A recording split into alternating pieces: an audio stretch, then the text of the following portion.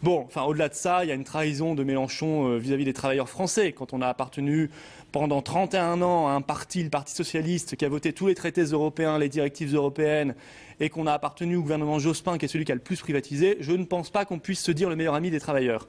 Donc l'objectif de Marine Le Pen, pour répondre à votre question, c'est d'être au second tour pour gagner cette présidentielle. Et c'est parfaitement possible quand on voit l'état de débandade du camp sarkozyste, qui a compris que c'était perdu, qui a compris que c'était terminé, et les Français vont pouvoir faire un vote parfaitement libre, un vote de conviction pour Marine Le Pen. Vous lancez un appel aux sarkozystes dépités.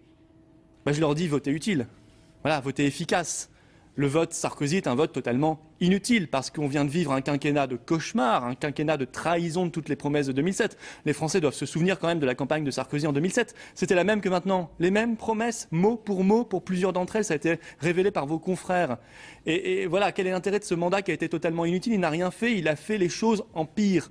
Et là, on le sait, il l'a dit, je vais partir. Alors qu'est-ce qu'il va laisser? Un champ de ruines? La guerre des chefs à l'UMP? Quel est l'intérêt, honnêtement, de voter pour lui? On voit d'ailleurs que lui-même n'y croit plus beaucoup. Il est assez absent dans cette fin de campagne, ça se voit, ça se sent dans ses meetings, dans ses émissions de télévision, il n'y croit plus. Alors que Marine Le Pen, elle est là, elle est présente, quoi qu'il arrive, c'est une force d'avenir. Imaginez qu'à 18h30 dimanche, les premiers dépouillements dans les zones rurales donnent Le Pen-Sarkozy touche-touche. Et que des médias rendent publics ces résultats, par exemple Libération, en disant « Vite, allez voter pour éviter Le Pen au deuxième tour ». Que ferez-vous? Donc des médias qui seraient militants. Oui, il y en a qui ouvertement. Voilà, à ce point, ce serait déjà... Ou des médias à l'étranger, puisqu'ils auront le droit de le faire. Et des médias qui violeraient la loi. Et des médias à l'étranger qui n'ont pas respecté la loi. Vous ferez quoi? Un procès? Je ne sais pas comment ça se passera. Enfin, les Français, de toute façon, sont intelligents. J'espère que les médias français vont respecter la loi de la République. Ce serait quand même la moindre des choses.